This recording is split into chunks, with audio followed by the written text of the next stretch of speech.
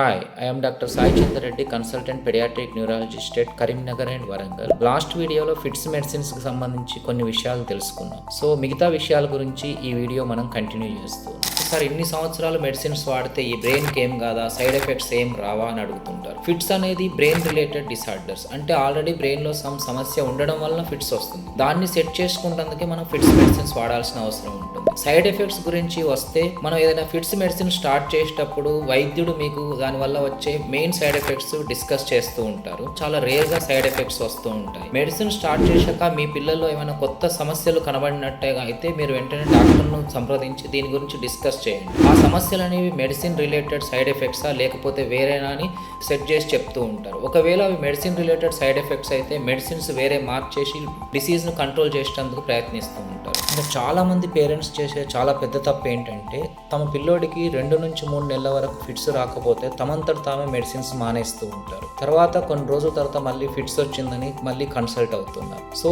ఇప్పుడు ఈ కొత్తగా వచ్చిన ఫిట్స్ను కంట్రోల్ చేసేటందుకు ఎక్కువ మెడిసిన్స్ ఎక్కువ డోసేజ్తో మరియు ఎక్కువ రోజులు వాడాల్సిన అవసరం ఉంటుంది. సో ఈ మిస్టేక్ చేయకుండా డాక్టర్స్ చెప్పిన ప్రకారము మెడిసిన్స్ వాడి తక్కువ డోసేజ్తో తక్కువ రోజుల్లోనే కంట్రోల్ చేసుకోవడం మంచిది. సో మెడిసిన్స్ ప్రిస్క్రైబ్ చేసినట్టుగా వాడి మీ పిల్లల ఆరోగ్యాన్ని కాపాడుకొని హ్యాపీగా ఉండండి. Thank you.